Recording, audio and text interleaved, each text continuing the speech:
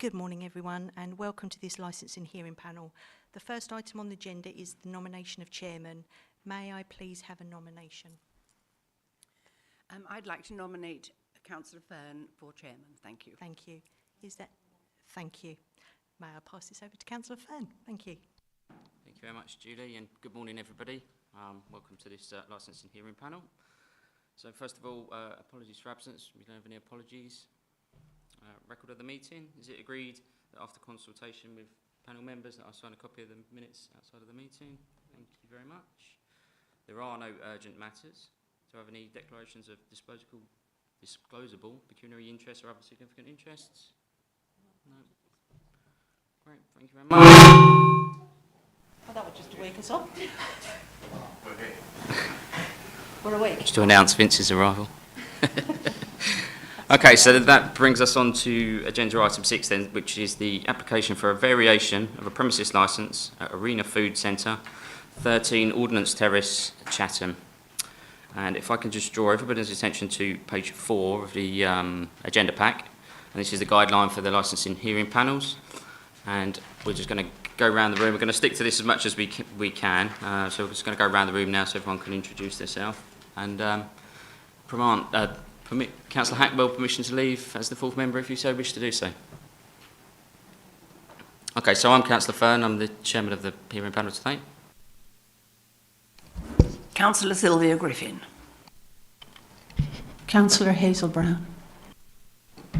Julie Francis Beard, Democratic Service Officer.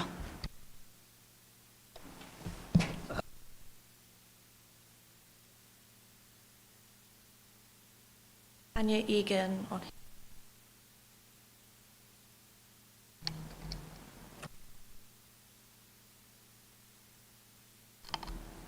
Hassan Kaliskan from Atlas Licensing. Nigel Card. Vince Maple, Chatham Central Ward Councillor. Barbara Murray, Public Health. PC on.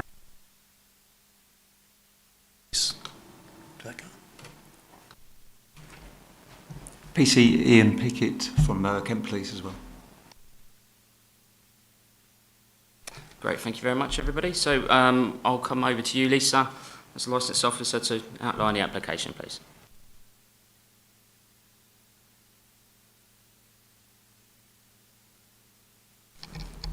Okay.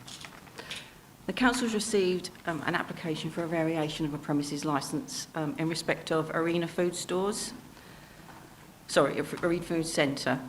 at 13 Ordnance Street, Chatham, ME4 6PS. The application has been correctly advertised in the local press and notices displayed at the premises for the required timescales. As set out at paragraph 3 of the operating schedule of the application, he has applied to vary the sale of alcohol for a 24-hour licence. On the 4th of August, the applicant's agent amended the operating schedule Sunday to Thursday, 800 hours to 23:59, and Friday to Saturday, 800 hours to 100 hours. The matter has been put to the licensing hearing panel because the council has received representations from the police, public health, a ward councillor, and no agreement has been reached. The objections raised are relevant representations and relate to the 4 licensing objectives. It is now for the panel to make a decision on the outcome of this application. Thank you. Great, thank you very much, Lisa. So I'll come on to you as the applicant to speak into support of your application. Thank you and good morning, councillors. Can I start by apologising for the absence of Mr Chapar, the applicant. He's currently abroad, but he didn't wish to delay the determination of this application, and hence I and Mr Kaliskan are here today on his behalf. Members will be aware that the application was originally for a 24-hour licence Monday to Sunday for sale by retail of alcohol, and I can fully understand the concerns of members and responsible authorities upon reading this initial application and the fact that no mitigation was offered in relation to promotion of the licensing objectives. I was not involved in the initial application, but was brought in once it had been refused and a hearing date arranged. As a result, and having liaised with my client, the hours applied for have been drastically reduced. As your officer says, sale by retail of alcohol is now sought from 8 a.m. to midnight Sunday to Thursday, and from 8 a.m. till 1 a.m. Friday and Saturday. An additional 8 conditions shown at page 29 of the committee papers are proposed to promote the licensing objectives and hopefully allay the concerns of members in relation to antisocial behaviour, street drinking, litter, urination and defecation in the vicinity of these premises, all of which are alluded to in the representations from both Kent Police Licensing and Medway Council's Director of Public Health, and supported by Councillor Maple. As these premises fall within the Chatham cumulative impact zone, members must be satisfied that there are exceptional circumstances to grant this variation, and that by doing so it would not adversely affect the 4 licensing objectives, and that is what I propose to demonstrate to members this morning. Policy 10 of the Council's licensing policy states that in determining application for an off-licence, reference will be made to policies 2, 3, 4, 5 and 6, including appendices 6 and 7, and for those premises within a stress area, further reference will be made to policies 17 and 18. So firstly, I'd like to demonstrate what my client is doing to promote the 4 licensing objectives, as well as ensuring sales of alcohol to children do not occur. His current premises licence at pages 11 to 15 of the report show the current conditions on his licence, which include, amongst others, CCTV at condition 4, regular staff training condition 5, personal licence holders to be on the premises when sale of alcohol is taking place condition 6, and the requirement for an incident book stroke refusals log. Condition 8 specifically prevents the sale of beers, lager and cider above 5.5% ABV, commonly referred to as high or super strength. And Condition 10 requires the licence holder to pick up litter and wash the area to the front of the premises at close of business. Should this variation be granted, additional training will be carried out immediately to take into account the new hours and additional conditions. The refusals log is being maintained in accordance with Condition 7 and is up to date, as demonstrated on page 5 of the supplementary agenda. Challenge 25 notices and CCTV, which covers both the till area and the area where alcohol is displayed for sale, can also be seen in the photographs on pages 5 and 6 of the same agenda. My client is now proposing conditions which will restrict the number of single cans and bottles of beer, lager and cider that can be sold after 11 p.m, as well as limiting the size of spirits which can be sold after 11 p.m. to 20 centilitres. Both conditions in my submission will discourage drinkers from frequenting the premises who often purchase single cans or miniature bottles of spirits. We have also proposed additional staff training to recognise signs of drunkenness, a Challenge 25 policy to be incorporated, and additional signage. There will also be a direct telephone number for the manager of the premises displayed in case residents have any issues they wish to discuss or complain about. These conditions are taken from the Council's own model conditions at Appendix 6 of the licensing policy, and several are suggested conditions at Appendix 7, the Council's Good Practice Guide. I'll now move on to the representations from both Public Health and Kent Police. Both object on the grounds of policy, as they are required to do so, but specifically mention issues of littering, antisocial behaviour, alcohol-related crime and public nuisance. Photographs produced by Mr. Williams on behalf of the Director of Public Health at pages 40 to 43 of your report show areas where litter has built up, including empty beer cans. I too visited the area on the 16th of August this year and took the additional photographs which are within the supplementary agenda before members. Whilst I will concede that litter is a problem in the area, firstly, it largely consists of general litter rather than empty alcohol cans and bottles. Secondly, a number of the cans seen in the photographs are of super or high-strength alcoholic drinks, i.e. above 5.5% ABV, which are not sold at my client's premises. On page 41, the photo on the left at the bottom shows cans of De Boer Polish beer, which is 7% ABV. Page 42, the photo second from the left at the bottom, shows a can of Night cider, which is 8.4% ABV. And on page 4 of the supplementary agenda, is a can of Omega cider, which is 7.5% ABV, none of which are sold by my client. Thirdly, there is no evidence that any of this litter originates from Arena Food Centre. And finally, I could find no evidence of any urinating or defecating in the areas that I visited. It is apparent, though, that litter has been left to build up over a significant period of time, consisting largely of plastic bottles and food wrappings, which can be seen in the photographs. And the areas referred to certainly don't appear to have been cleaned up since Mr. Williams submitted his representation on the 1st of August. It would appear a lot of these areas are private areas, like alleyways and private car parks.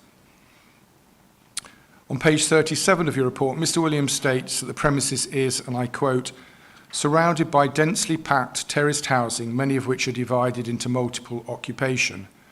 Yet despite the large number of residents living in the vicinity of my client's premises and the alleged littering, street drinking, urinating and defecating, not one resident has submitted an objection to this premises licence variation, and this was when the application was for a 24-hour licence. In my 16 years working in licensing, this is highly unusual, something I have never previously witnessed, and I would suggest is exceptional in the circumstances.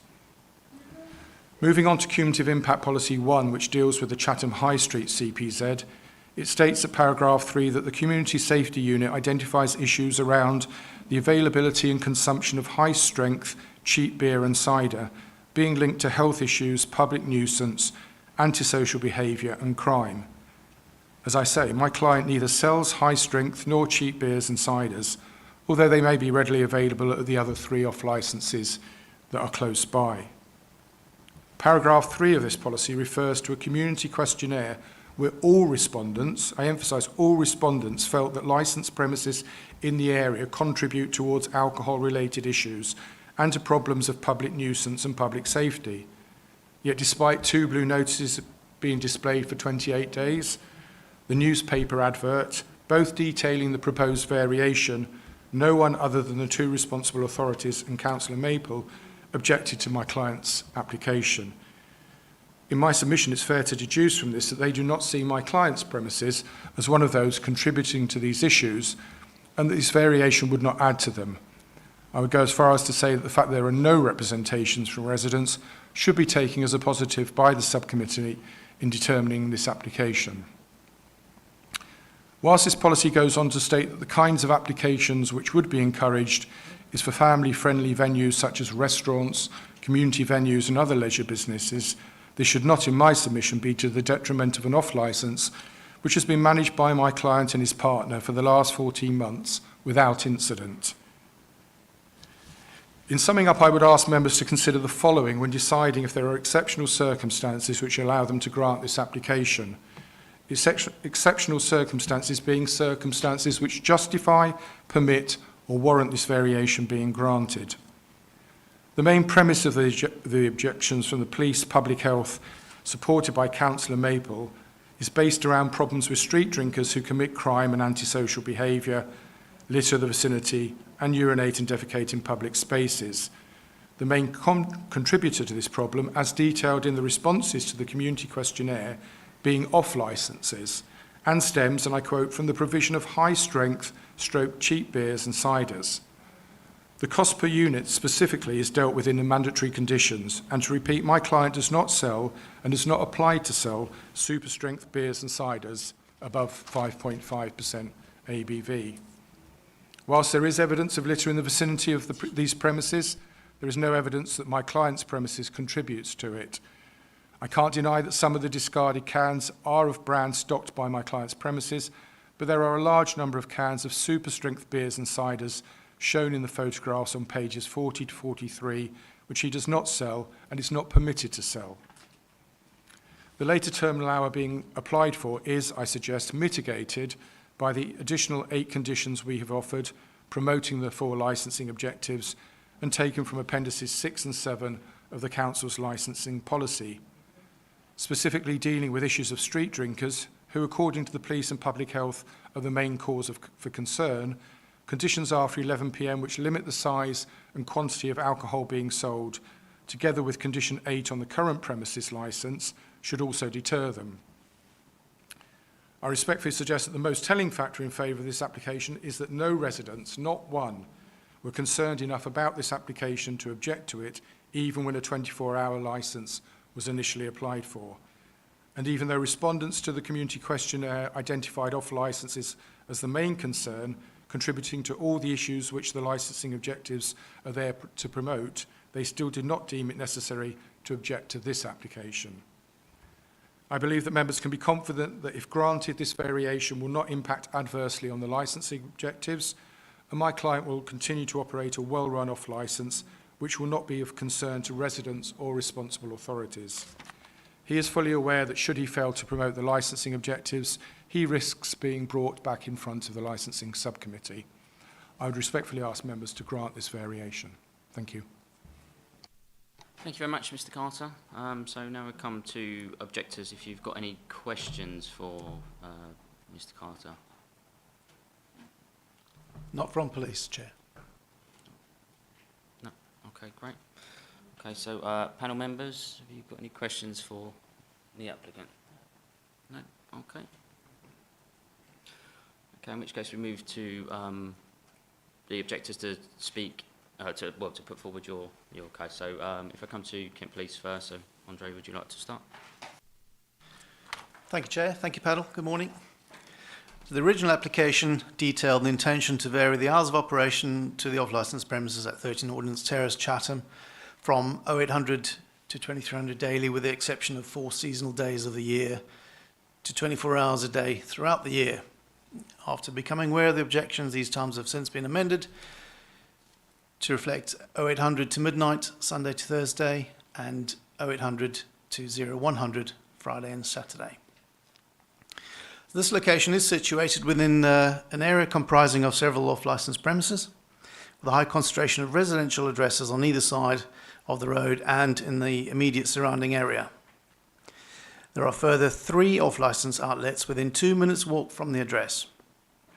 This location falls within Chatham High Street Cumulative Impact Policy, an area identified as ranked within the most deprived areas nationally, with crime being the main concern and is covered by a public space protection order.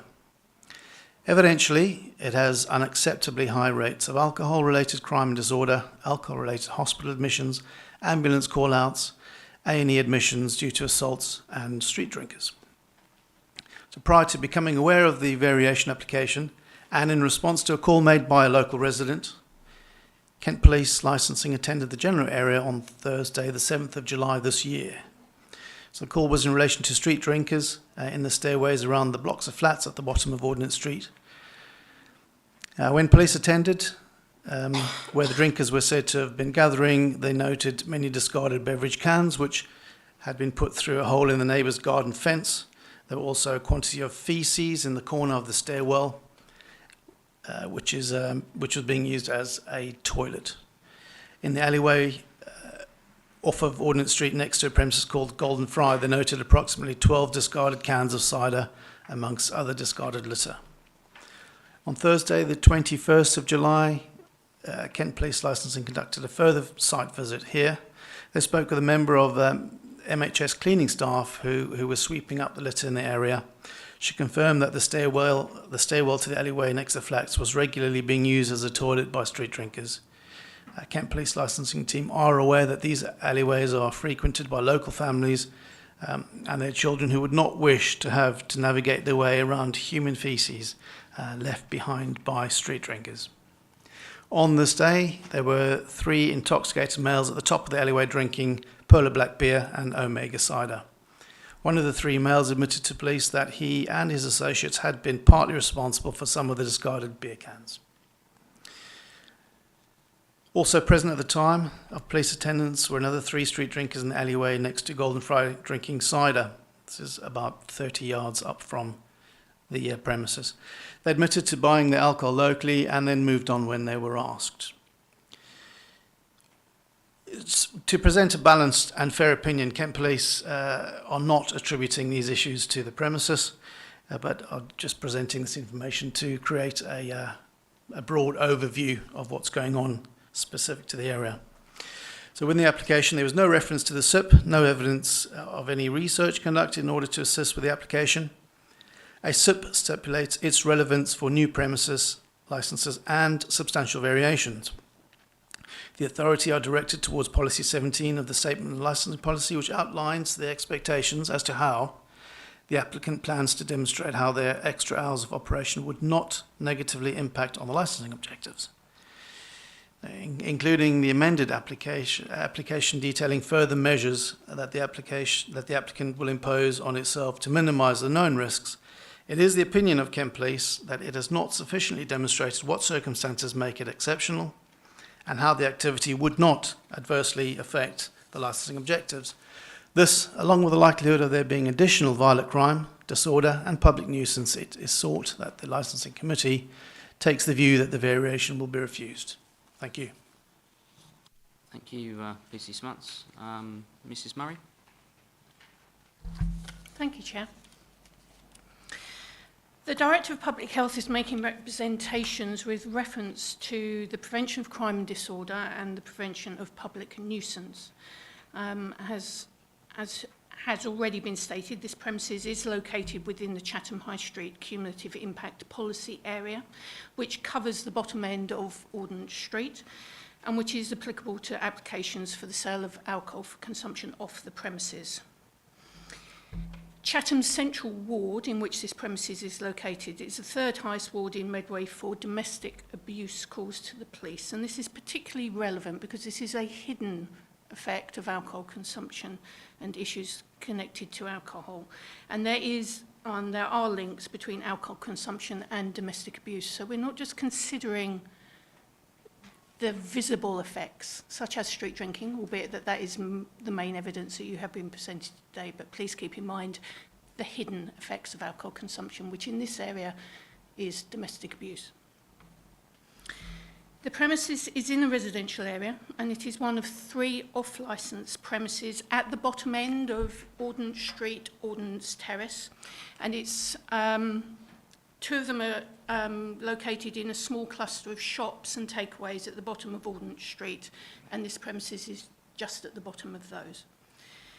The premises is surrounded by densely packed terraced housing, and many of these are divided into houses of multiple occupation. And this is relevant as there would still be a high probability of disturbance to residents late at night or early in the morning under the new hours proposed by the applicant, from customers simply using the shop in a normal way, let alone if they were drunk, coming home from the pub late at night on a Saturday, and they were there to buy more alcohol. The area is a hotspot for alcohol-related nuisance. Street drinking, alcohol-related litter, and public urination and defecation, all of which are co-located with evidence of drug use, which I've provided evidence of, and my computer just, no, it does, evidence of in the form of photographs attached at my Annex 1, which starts at page 40 on your agenda pack. I've walked around Ordnance Street on 2 recent occasions in response to this application, although I monitor the area on an occasional basis throughout the year.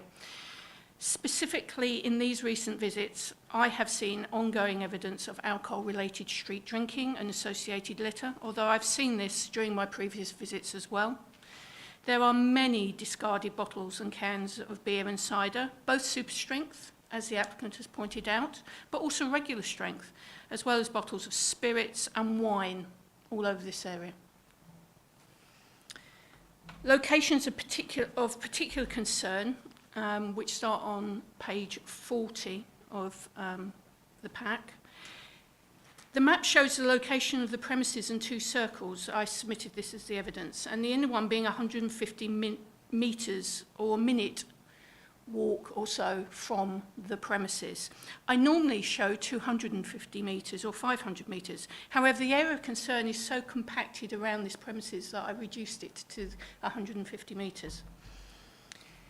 I start with the residence car park in Fort Pitt Street, which not only is it being used as a place to discard litter, but is also being used as a toilet. And I would point you to the photograph on page 40, the second photograph from the left. That shows faeces with attendant wipes. There are a large number of discarded cans, which are also shown in the pictures. On page 41, the first 3 pictures there, most of which are normal strength beer. So you say most of which are normal strength? Those ones that I've taken there, there's Carlsberg, top of page 41.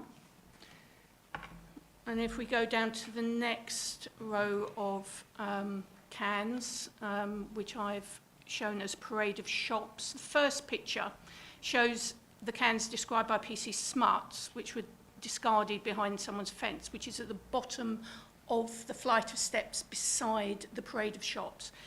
There's something over 70 cans there. I did try counting them, but gave up. And most of those are Carlsberg or County Choice cider, both of which are lower strength alcohol. The next picture in, if you can see the staining on the wall and on the floor. That is urine and faeces. It stinks. It's horrible. And that is the area that was referred to by the MHS cleaner. The cleaner actually cleans up, which is pretty disgusting. The area around the parade of shops at the bottom of Ordnance Street, particularly the car park at the side of Ordnance Street and the stairwell leading, the area, the alleyway at the parade of shops at the bottom of Ordnance Street. Again, page 51, the last photograph, you can see a discarded syringe. That's in the alleyway behind, just up from Arena Shops. It leads through to Rochester Street. There is regularly discarded drug-related litter as well as alcohol-related litter in this area. On my last occasion, while I haven't got a photograph of it here, there was discarded in the naloxone pack, which is the pack that we give people as a harm reduction measure to try and bring them out of an overdose from heroin. There's also a lot of discarded alcohol-related litter in the raised flower bed immediately in front of the shop, as I have shown. And in the alleyway by Chatham Railway Station, which runs from Rochester Street up to Maidstone Road, where people have very helpfully, as I have shown in the photographs on page 42, put bags on the railings so people can put their discarded cans and bottles in there. There is also evidence that the area around the new bicycle shed in Railway Street, which is just down from the station outside of Wicks, is being used by rough sleepers, and I've seen people there on 2 occasions, both occasions that I've been there, sitting and drinking alcohol, and on the second occasion, a woman was drinking cider and shouting abuse, including at me, to people walking by, and she was drunk. So from this, I want to impress upon you that it is clear that the issues highlighted by the cumulative impact policy are still current and they are still ongoing, and they're not just solely associated with high-strength alcohol. Thank you. Okay, thank you very much, Mrs Murray. Councillor Maple? Thank you very much, Chair. It's good to be here to be the voice of residents in that area. Colleagues have covered the vast majority of things I would probably want to say from a practical perspective. There's just 2 or 3 things I would want to add. I've always been supportive of the cumulative impact policy, not for the sake of it, but as you've heard particularly from Mrs Murray, because it's needed and it continues to be needed, and I hope one day it's not needed, but we're certainly not there yet. And from the same token, I would say actually, if it had been either of the other 2 in that triangle of off licences at the bottom of Ordnance Street applying, the representation almost certainly would have been exactly the same. This isn't about the individual premise, this is about the cumulative impact for that community. It's worth stating that the Medway Task Force, when choosing an area of Chatham Central, and for those who aren't aware, Medway Task Force is a cross-organisational task force that are out there improving the community, led by the police in our case here in Medway, but working with the council, DWP and others.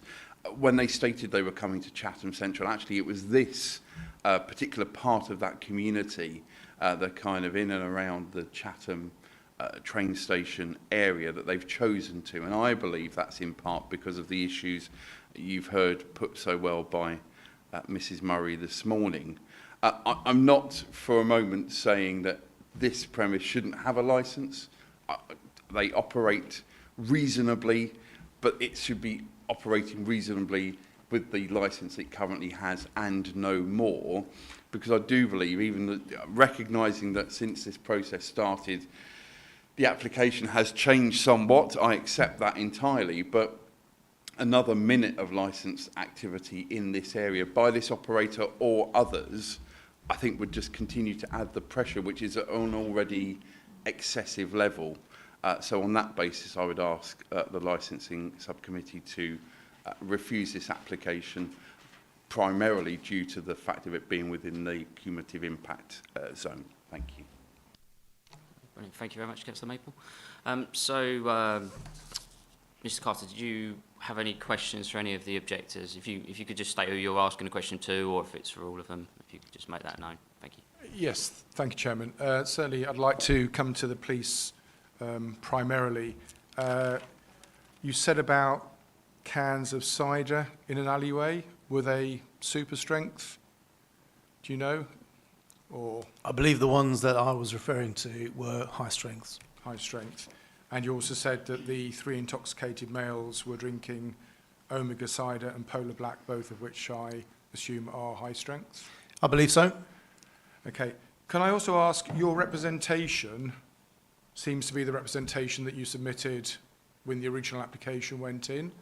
Have you taken into account any of the additional conditions and the fact that the times have been brought back? Because there doesn't seem to be any difference in what you're saying in relation to it now as opposed to a 24-hour licence without any conditions to mitigate.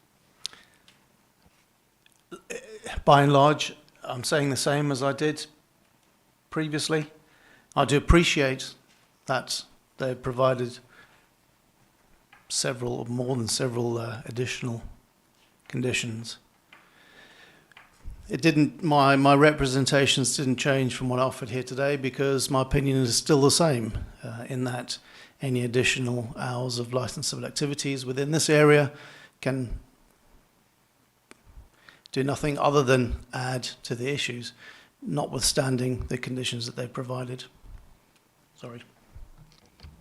Thank you for that. Can I also ask, would you agree with what's stated in the policy that the main contributor to street drinking is the access to cheap alcohol, although cheap alcohol isn't really an issue because it is regulated under the Licensing Act, but more the fact of high strength and super strength, which it says about in the policy? It is true that high strength cider and beer are more of an issue, but not only the case, as we've seen there are lots of normal strengths under 5.5 in the area as well, which add to the issues in their own right. Thank you. One final question would be, would you have any observation to make on the fact that not one single person in a densely populated, as been stated in the submission from the Director of Public Health, that not one single person saw fit to put an objection into this increase in hours, and that was when it was a 24-hour licence being applied for? Would you not have thought that if the issues were so bad and affecting people as badly as the community questionnaire states they are, at least one person or a number of people would have objected to this licence application. I reference a comment you made in that it's the most bizarre thing you've seen in your 16 years. It's not the most bizarre thing I've seen in my far shorter time on the licensing team, albeit I've been a police officer for 20 years. Previously, I won't name names, but there was another recent one that we objected to where there were no objections by residents either. And that, at that time, seemed weird, but it's not weird to me. We certainly had calls about the premises, but yeah, you're correct in that no one, I believe, has made any objections as a resident, be that as it may. Here we are. Thank you. Say calls about the premises? What calls? There's nothing. I'm going to take that back. Apologies. The area, not the Okay, applicant's so premises. there's nothing detrimental against my client's premises That's correct. to the police. Thank you. Thank you. That's all, Chairman. I appreciate that. So did you have any questions for Mrs Murray or for Councillor Maypole? No?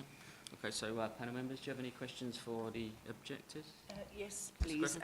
In Appendix C, it says in the additional conditions, it says signage has been erected asking customers to refrain from littering the highway outside the vicinity of the premises. Now, is that on the back of what we had our supplementary? Is that the sign that you've got there? Or is this a new sign that you're going to put up? Sorry, all the signs that are there were there at the time.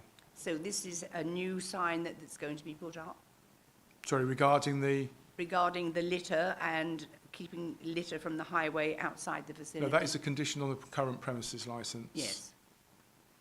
No, okay. That's already on the premises Yes. licence. The licensee has to comply with that as a current condition Yes, to keep yeah, the and- area outside the front clean. And that is the one, is it? On the back of what you did with the photographs? No, we don't need... I mean, that's asking people to Right. dispose their litter properly. Okay, fine. Yeah, But that's we fine. have to clean up anyway. There isn't a Right, condition thank for you, that Chairman. notice. Thank you.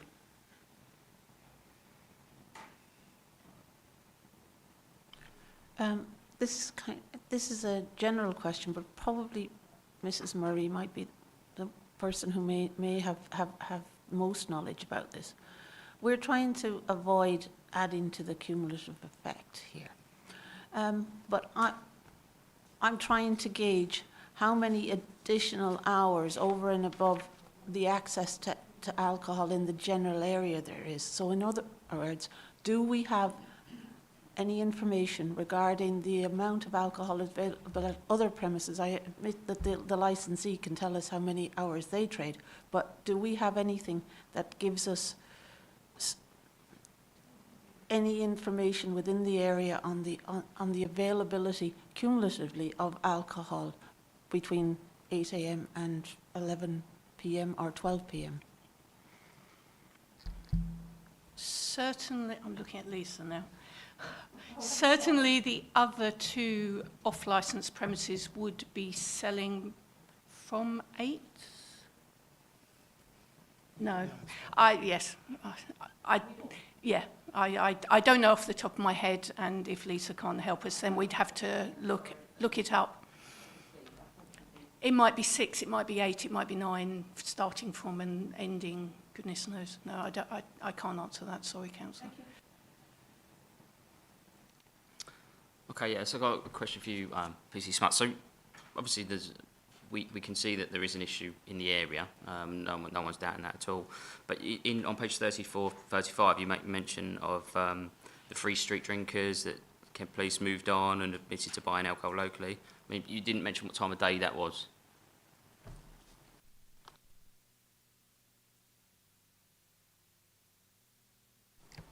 I believe that was at 10:30 in the morning, 11ish. Okay, so 10:30, 11 o'clock. So that would make no difference to extending the hours, at the other end of the day. Certainly not. Okay, and also around in your submission, and you made reference to it as well, about the SIP, about the relevance for the new premises licence or substantial variations. But the addition of 1 hour, is it really going to make much difference? I'd agree with Mr. Maple. A minute would make a difference. It'd only make a minute's worth of difference. An hour would make an hour, and 2 over the weekend would make 2 hours worth of difference. It is what it is. Substantial variation refers to the type of application it is, as opposed to a minor variation. So something which directly affects the hours of trading or sale of alcohol is a substantial variation. So it could be a minute more, but it's the type of application it is, rather than whether the actual application is substantial or not. I suspect that is something you need to decide. Sorry, if I can make one point, it's normally referred to as a full variation as opposed to a minor, not substantial. That's not how the terminology in the Licensing Act is. It's full or minor variation. Okay, no, that's fine. No, it's just that PC Smuts mentioned that. Okay. Do you have any other questions, panel members?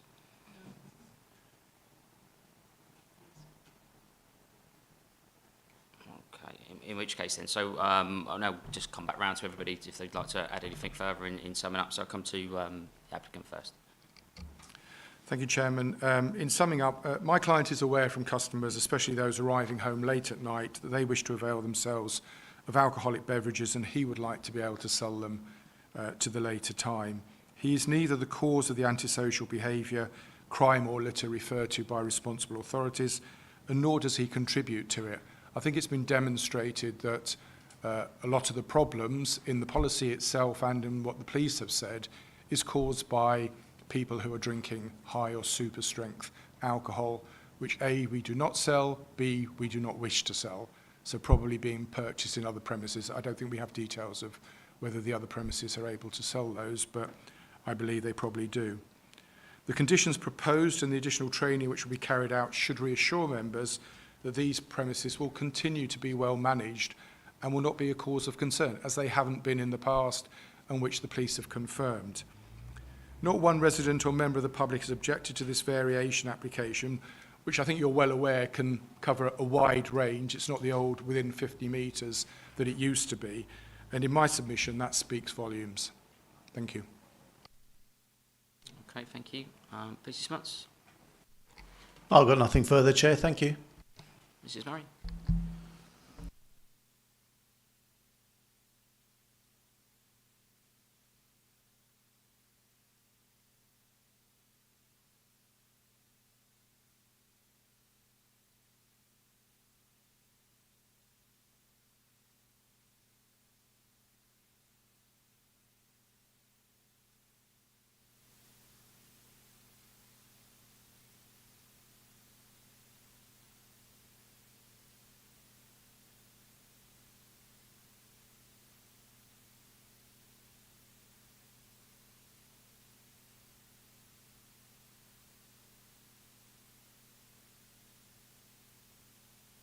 No, I'm not. There we are.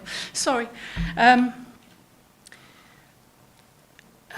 Policy 17 states that you expect an application in a SIP area will contain a full explanation as to how the premises will not adversely affect the relevant licensing objectives.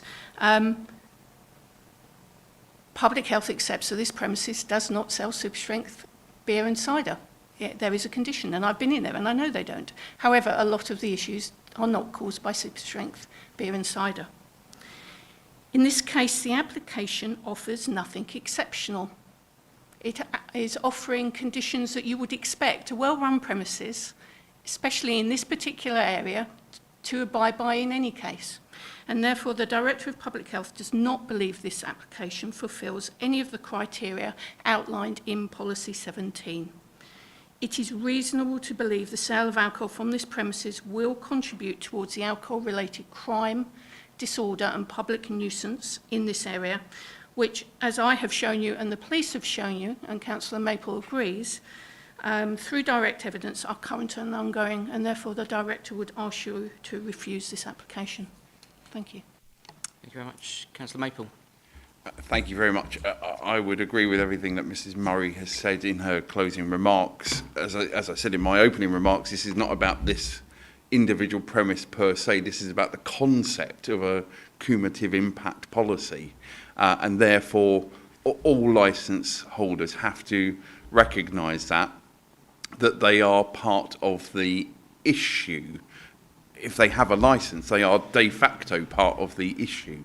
Now, of course, as we've spoken about this morning, they are seeking to extend that by a smaller, I accept, a smaller timescale than what was originally requested. But again, nevertheless, from my perspective, I wouldn't want to see any of the licences in that area for all the reasons that have been laid out by both Public Health and Kent Police to be extended by a minute. And I hope one day we're in a situation where this committee will be, or the parent committee will be considering whether we need a cumulative impact policy, but we're not there yet. Great, thank you very much. Okay, so that brings us to the end of the hearing. So I'm going to ask everybody to leave the room while we take our decision. So.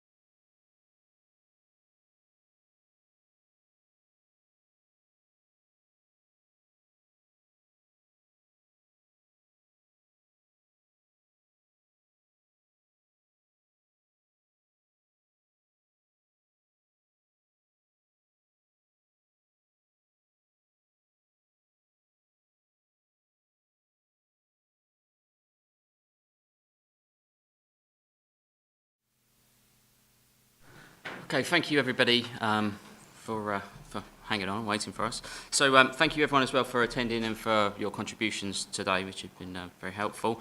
So the panel have considered all of the information and representations before us today. However, we do not feel exceptional circumstances have been demonstrated. Therefore, in line with the Council's policy, we will not be granting an extension to the operating hours today. And that is the end of the meeting, so thank you very much. Thanks again for attending.